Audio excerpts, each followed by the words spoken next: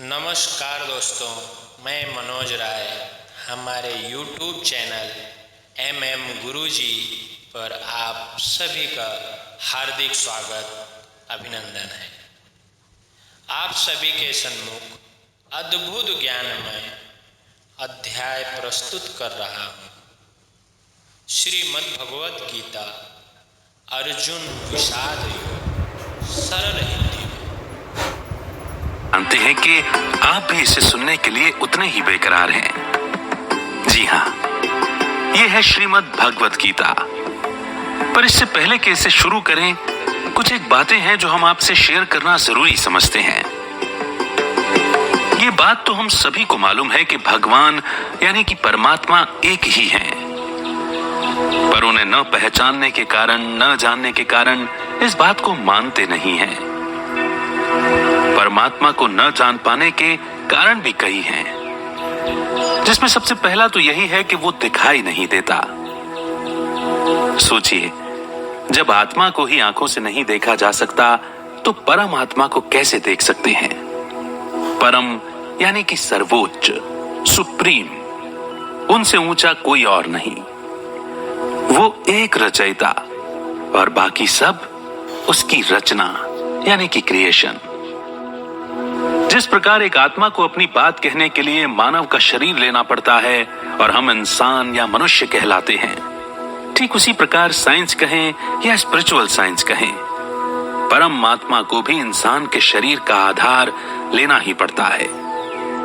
आध्यात्म यानी आत्मा, परमात्मा और इस वर्ल्ड ड्रामा व्हील की स्टडी। धर्म यानी धारणाएं, अर्थात वो नियम जो इंसानों के लिए बनाए गए। दुनिया में लगभग 12 मुख्य धर्म हैं और सभी में ईश्वर के स्वरूप के लिए समान बातें कही गई हैं। तभी ईश्वर को सर्वज्ञ भी कहा जाता है। महाभारत युद्ध के दौरान आत्मा के धर्म अर्थात आध्यात्म के बारे में दिया गया अनमोल ज्ञान गीता कहलाया, जिसे बाद में लिपिबद्ध कर श्रीमद् भगवत पुराण के रूप में प्रस्तुत किया गया। श्रीमद् भगवत पुराण में वर्णित प्राचीन ज्ञान के अनुसार निराकार शिव परमात्मा ने गीता का दिव्य ज्ञान सबसे पहले ब्रह्मा जी को सुनाया था। इस दिव्य ज्ञान के आधार पर ही ब्रह्मा जी के द्वारा सृष्टि की रचना एवं युगों का निर्माण हुआ था, जिन्हें ब्रह्मा का दिन एवं ब्रह्मा की रात के आधार पर बांटा गया। सतयुग और त्रेता युग ब्रह्मा के दिन कहे जाते हैं और द्वापर और कलयुग ब्रह्मा की रातें कही जाती हैं। इसी ज्ञान के आधार पर आदि सनातन देवी देवता धर्म की स्थापना हुई थी। अच्छी बात यह है कि उपरोक्त सभी धर्म एवं दुनिया में लगभग मुख्य 12 धर्म हैं और इन सभी में परमात्मा का स्वरूप निराकार, ज्योति स्वरूप, गॉड इज लाइट कहकर ही बताया गया है। भारत में भी निराकार परमात्मा के रूप में 12 ज्योतिर्लिंग अर्थात शिव के रूप में पूजा जाता है। उन्हें ब्रह्मा, विष्णु, शंकर का ईश्वर होने से त्र्यंबकेश्वर कहकर भी याद किया जाता है। यहाँ ये सब बातें शेयर करने के पीछे भाव यही है कि किन्हीं भी नबी अथवा धर्म प्रवर्तक और संदेशवाहकों में से किसी ने भी स्वयं को ईश्वर नहीं बताया। यहाँ तक कि श्रीमद् भगवत गीता में भी श्री कृष्ण जी के माध्यम से भी यही कहा गया कि परमात्मा कभी जन्म नहीं लेता। वो जन्म और मृत्यु से परे यानी कि बियॉन्ड है, निराकार है, अशरीरी है। गीता के वचनों के अनुसार जो कोई भी परमात्मा को देहधारी मानता है, वो परमात्मा को नहीं जानता। अर्जुन को भी उसके सत्य स्वरूप यानी आत्म भाव में टिककर प्रकाश स्वरूप परमात्मा का ध्यान करने का स्पष्ट निर्देश यानी कि क्लियर डायरेक्शन दिया गया है। फिर प्रश्न उठता है कि जब परमात्मा का स्वरूप एक है, उनके एट्रीब्यूट्स भी सेम हैं, तो फिर इतने सारे धर्म कैसे बन गए और सभी एक होकर क्यों नहीं रहते? इसका जवाब है ठीक तरह से अपने धार्मिक ग्रंथों को न समझना। जी हाँ, ये छोटा मुंह बड़ी बात लग सकती है, पर यही सच है। हम सभी परमात्मा को उतना ही जानते हैं जितना हम खुद को। हम देवात्माओं यानी देवी देवताओं को पहचानते हैं, धर्म आत्माओं को पहचानते हैं, संत आत्माओं को पहचानते हैं, महान आत्माओं और मनुष्य आत्माओं को पहचानते हैं, पर उस एक परमात्मा को नहीं पहचान पाए हैं। शायद इसीलिए हम धर्म के नाम पर अब तक एक दूसरे से लड़ते आए हैं। पर सत्य ज्ञान कभी भी बांटेगा नहीं, वह सभी को एक करेगा, यूनाइट करेगा, और इसे ही आध्यात्म कहा जाता है। इसमें कोई दो राय नहीं कि परमात्मा का संदेश है कि धर्म की रक्षा करने से ही आपकी रक्षा होती है। पर यह बात भी तो समझने की है कि परमात्मा तो आत्मा के धर्म यानी आध्यात्म की रक्षा करने को कहते हैं, और हर आत्मा का धर्म है शांति और पवित्रता। शरीर का धर्म तो मौत के साथ ही छूट जाता है, पर शांति और पवित्रता तो शरीर छूटने के बाद भी आत्मा को चाहिए ही होती हैं। और किसी भी धर्म में जन्मी आत्मा क्यों न हो, सभी को शांति और सुकून की तलाश होती है। बहरहाल हम सभी जानते हैं कि श्रीमद् भगवद गीता पर अनेक विद्वानों ने अपनी तरह से टीका टिप्पणी की है, अपने अपने वर्जन्स भी निकाले हैं। हमारा यहां ऐसा कोई इरादा नहीं है। हम सभी ये भी जानते हैं कि इतिहास के पिछले दौर में भारतीय पुस्तकों, धर्म ग्रंथों को कई बार नष्ट भी किया गया है। ऐसे में संपूर्ण सत्य का सामने आ पाना भी संभव नहीं है। पर जितना भी सत्य हम इनमें से पाते हैं, हम उसके लिए इस सर्वशास्त्रमयी शिरोमणि कहलाने वाली गीता को और इसके स्वरूप को सुरक्षित रखने वालों को दिल से शुक्रिया अदा करते हैं। तो हमें खुद को अर्जुन यानी ज्ञान का अर्जन करने वाली आत्मा समझकर इन चैप्टर्स को सुनना चाहिए। कुरुक्षेत्र यानी कर्म क्षेत्र, धर्म युद्ध हमारे अपने अंदर की अच्छाई और बुराई का युद्ध, योग यानी आत्मा की परमात्मा से मिलने की विधि। आपके लिए जो श्रीमद् भगवद गीता का वर्जन हम प्रस्तुत करने जा रहे हैं, वह व्यास ऋषि द्वारा रचित है। इसीलिए हो सकता है कि हमने जो बातें सुनी और पढ़ी हों, उन्हीं बातों को इस वर्जन में अलग रूप से प्रस्तुत किया गया हो। इसीलिए हम समझते हैं कि यहाँ विवाद का कोई विषय नहीं होगा। इस आशा के साथ कि आप ब्रॉडर माइंडसेट के साथ श्रीमद् भगवद गीता के इन अध्यायों को सुनेंगे, आइए शुरू करते हैं श्रीमद् भगवद गीता।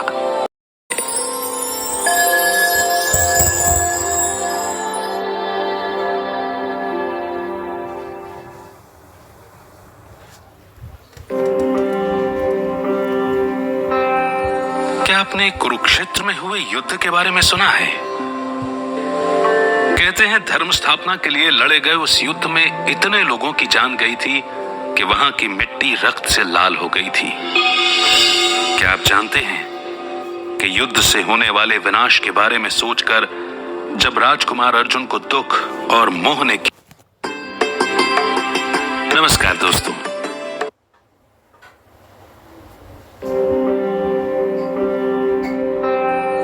क्या आपने कुरुक्षेत्र में हुए युद्ध के बारे में सुना है? कहते हैं धर्म स्थापना के लिए लड़े गए उस युद्ध में इतने लोगों की जान गई थी कि वहां की मिट्टी रक्त से लाल हो गई थी।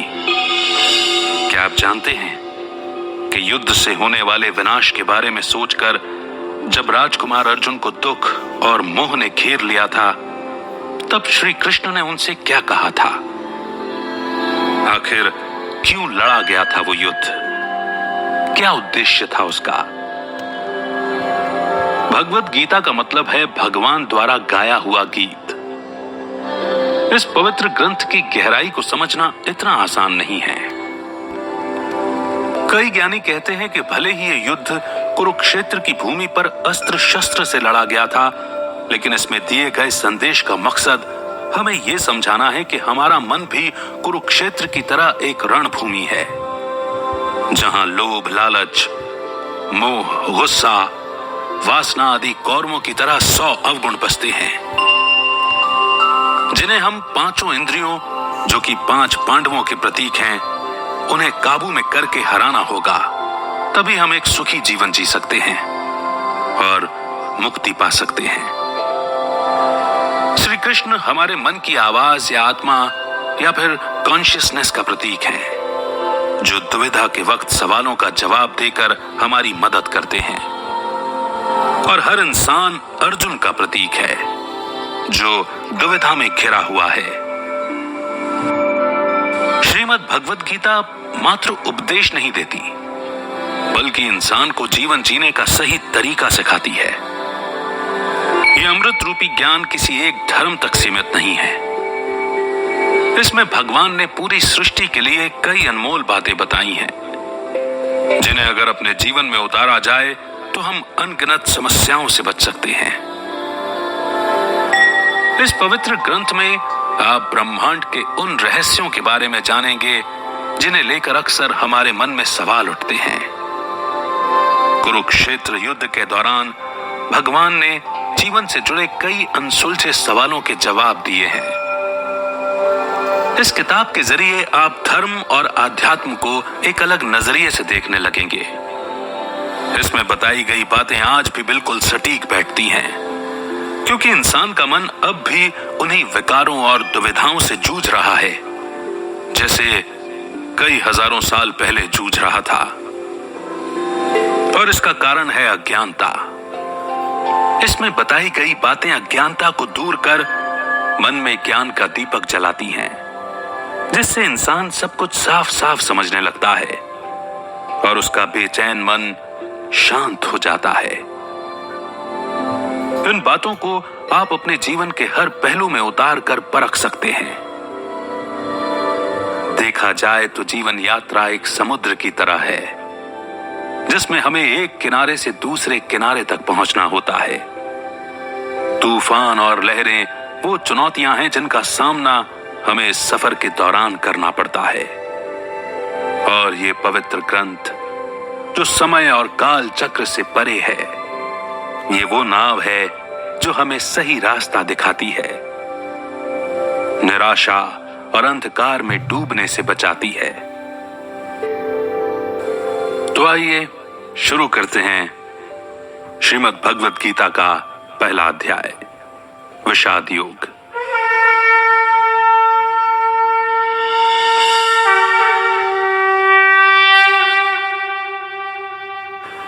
अर्जुन द्वारा कुरुक्षेत्र के मैदान में सेनाओं का निरीक्षण करना। कुरुक्षेत्र के मैदान में दोनों ओर सेनाएं तैयार खड़ी थीं। तनाव के कारण हवा में अजीब सा भारीपन था। एक ओर थे 5 पांडव भाई, जिनकी सेना में कई शूरवीर शामिल थे। दूसरी ओर थे 100 कौरव भाई, जिनकी सेना कई महारथियों से सजी थी। और श्री कृष्ण की नारायणी सेना ने उनके बल को और भी बढ़ा दिया था। द्वारकाधीश श्री कृष्ण ने कसम खाई थी कि वे इस युद्ध में शस्त्र नहीं उठाएंगे। इसीलिए उन्होंने अर्जुन और दुर्योधन को उनमें और उनकी नारायणी सेना में से एक का चुनाव करने के लिए कहा। अर्जुन ने श्री कृष्ण को चुना, क्योंकि अर्जुन उनका परम सखा यानी कि मित्र था। इसीलिए उनका मार्गदर्शन करने के लिए श्री कृष्ण उनके सारथी बने। युद्ध शुरू होने का समय हो रहा था। पांडु पुत्र अर्जुन की नजर सामने खड़ी सेना की ओर गई। वहां उन्हें अपने भाई, उनके बच्चे, गुरुजन और भीष्म पितामह दिखाई दिए। यह युद्ध किसी आम युद्ध जैसा नहीं था, जहां दो राजा अपने वर्चस्व या राज्य के लिए लड़ रहे थे। यह युद्ध, जो धर्म युद्ध के नाम से जाना जाता है, एक ही परिवार के लोगों के बीच के संघर्ष की कहानी है, जिसका जन्म लालच और अहंकार के कारण हुआ था। दोनों पक्ष अपने दुश्मन को गौर से देख रहे थे। उन्हें हर ओर अपने दिखाई दे रहे थे। कहने को वो चचेरे भाई थे, लेकिन सत्ता के लालच में कौरवों की आंखों पर पर्दा पड़ गया था। धृतराष्ट्र और पांडु 2 भाई थे। धृतराष्ट्र के 100 पुत्र थे, जिनमें दुर्योधन सबसे बड़ा था। उसमें अहंकार और लालच कूट कूट कर भरा था।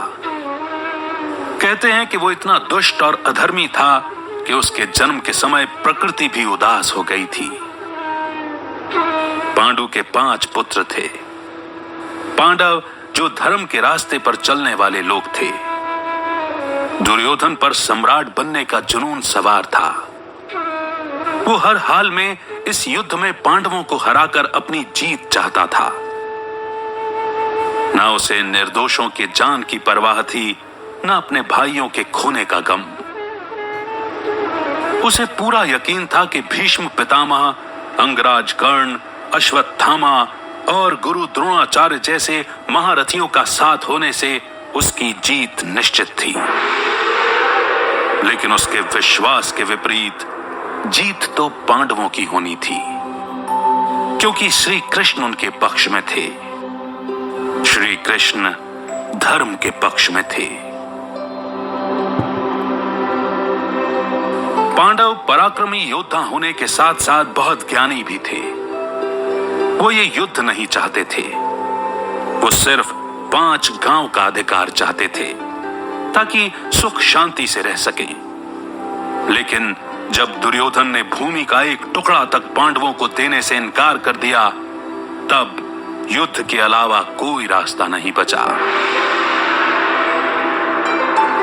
भगवत गीता में ज्ञान का मतलब है इस शरीर, आत्मा और परमात्मा के तत्व को समझना। कौरवों की ओर से भीष्म पितामह ने सिंह की तरह गरज कर शंख बजाया।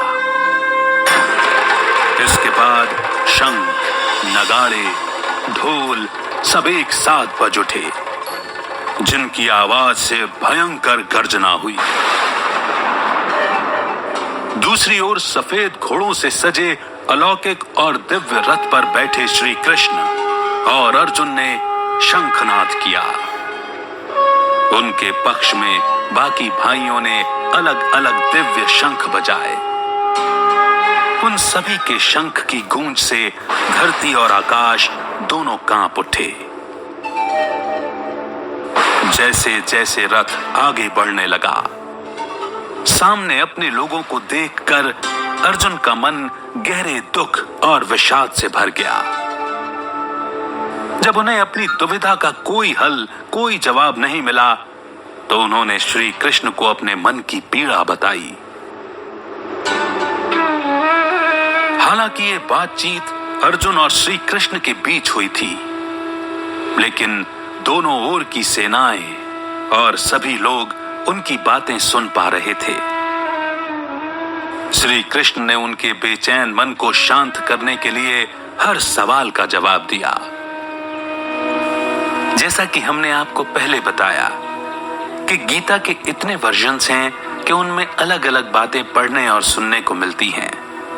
हमारी दृढ़ मान्यताओं के अनुसार इस बातचीत के दौरान श्री कृष्ण ने समय को रोक दिया था और गीता का यह दिव्य संवाद श्री कृष्ण और अर्जुन के बीच में ही हुआ था। वहीं धृतराष्ट्र के सारथी संजय को महर्षि व्यास ने दिव्य दृष्टि प्रदान की थी, जिसके चलते वे हस्तिनापुर से कुरुक्षेत्र में हो रही घटनाओं को देख सकते थे, सुन सकते थे, और उन्होंने श्री कृष्ण और अर्जुन के बीच में हो रहे इस संवाद और युद्ध का आंखों देखा हाल धृतराष्ट्र को सुनाया। हम में से बहुत लोग ये भी जानते हैं कि महाभारत साक्षात्कार के द्वारा लिखी गई।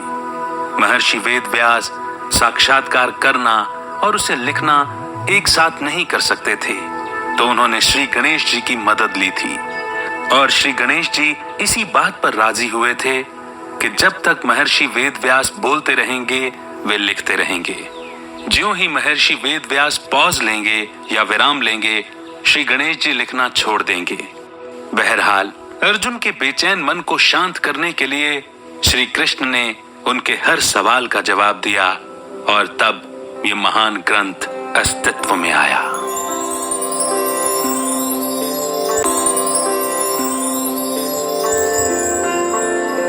अर्जुन ने कहा, हे केशव, मेरे रथ को दोनों सेनाओं के बीच में खड़ा कीजिए।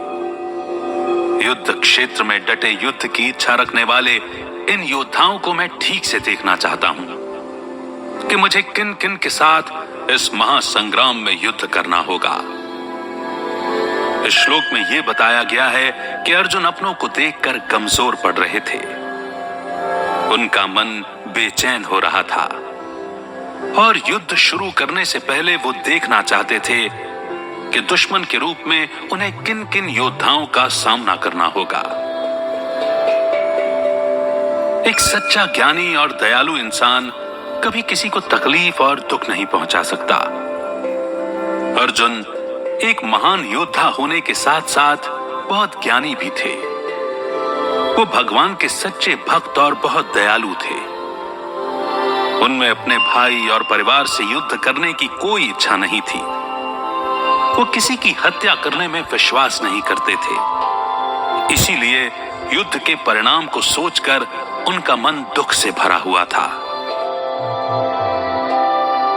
इसी तरह जीवन के संघर्ष में हमारा सामना जब किसी कठिन परिस्थिति से होता है तो हम घबरा जाते हैं, डर जाते हैं। उस वक्त हमें भी रुककर उस समस्या की परिस्थिति को गौर से देखना चाहिए और समझना चाहिए कि हमारा सामना किस तरह की चुनौतियों से होने वाला है। ऐसा करने से हम खुद को उस परिस्थिति के लड़ने के अनुरूप तैयार कर पाएंगे। अर्जुन ने कहा, हे कृष्ण, यहां तो सभी मेरे अपने हैं, कैसे बहाऊं मैं इनका रक्त? नहीं माधव, ये मुझसे नहीं होगा। अपनों को देखकर मेरा मन कमजोर पड़ रहा है, मुंह सूखा जा रहा है और शरीर कांप रहा है। मेरा गांडीव धनुष मेरे हाथ से छूट रहा है। शायद मैं अब खड़ा होने में भी सक्षम नहीं हूं। मैं खुद को भूलता जा रहा हूं। मेरा मन भ्रमित हो रहा है। अर्जुन को शारीरिक पीड़ा इसीलिए महसूस हो रही थी क्योंकि युद्ध करना उनकी विचारधारा के खिलाफ था। अपनों के मोह के कारण उनके मन पर भ्रम का पर्दा पड़ गया था और मन कमजोर होने लगा था। उन्हें इतने गहरे दुख का अनुभव हुआ कि उनके आंसू छलक पड़े। अच्छे और बुरे विचारों की जंग में जिन लोगों के मन में अच्छे विचार ज्यादा बसते हैं, उन लोगों को दौलत, सत्ता, सिंहासन का मोह नहीं होता। इन चीजों की बजाय वो हर इंसान के जीवन को कीमती समझते हैं।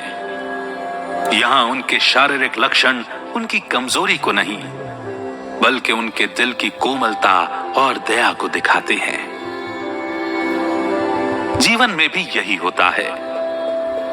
जब हमारे मन के विपरीत कुछ होता है तो उसे स्वीकार करना बहुत मुश्किल लगने लगता है।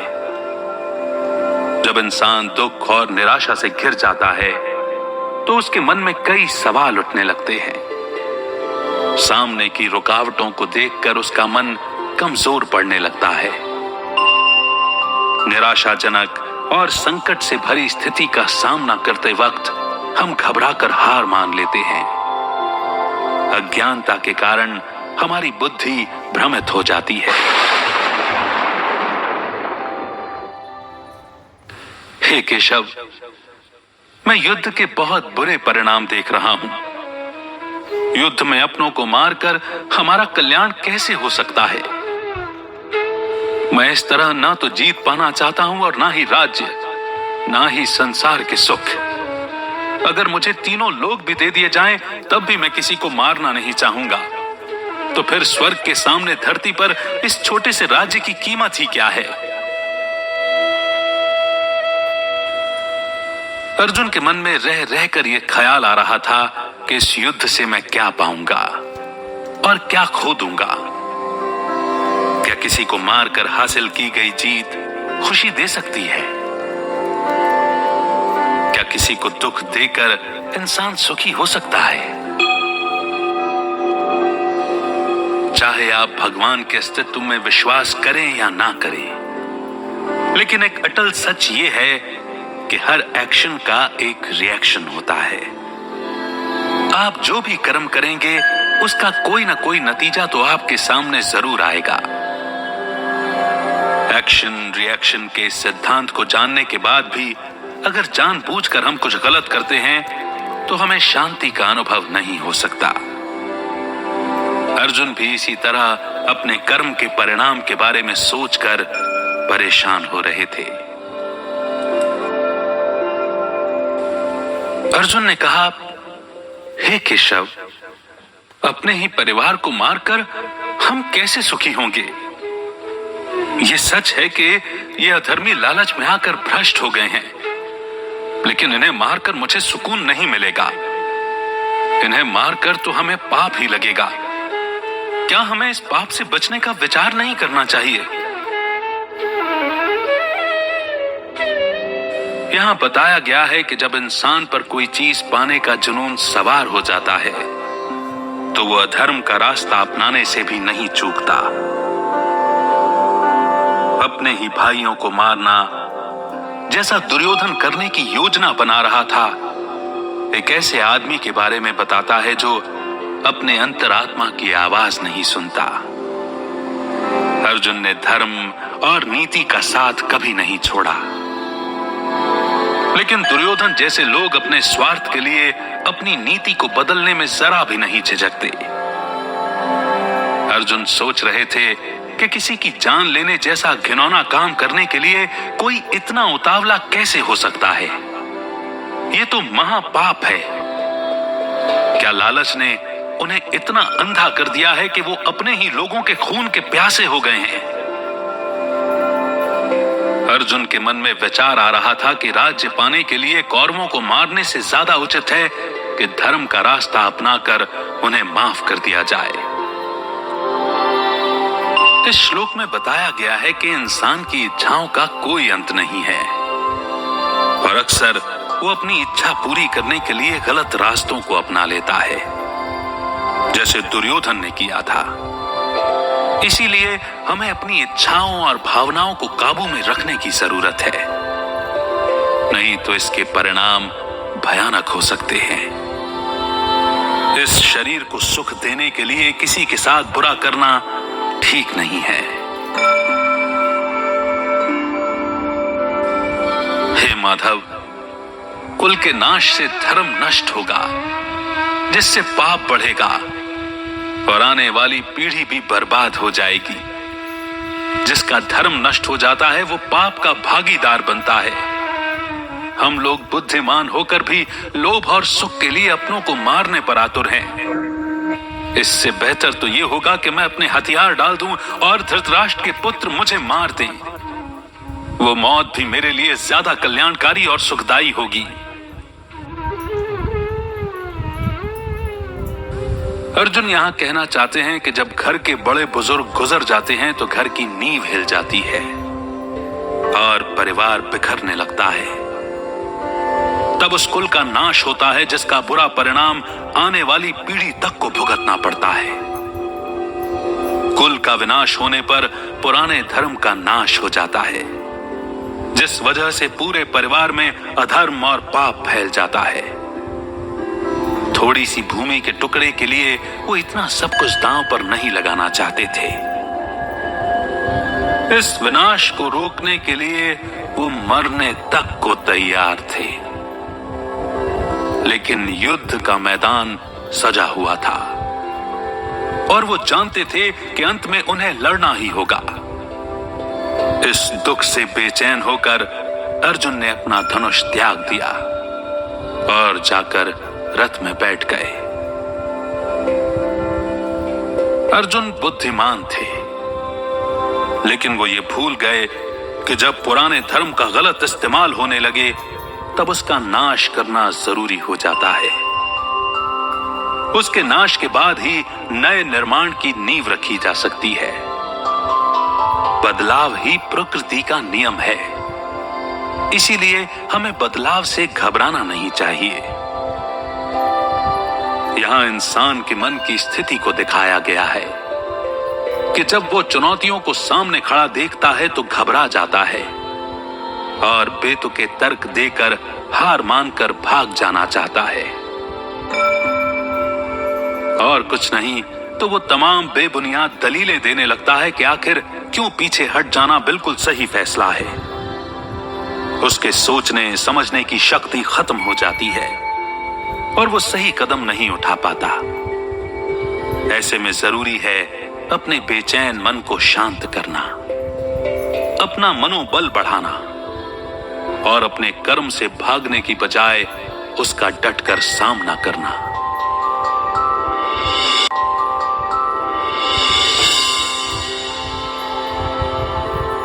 तो यहां पर श्रीमद् भगवत गीता का पहला अध्याय समाप्त होता है। गीता का हर अध्याय हमें कुछ न कुछ सिखाता है।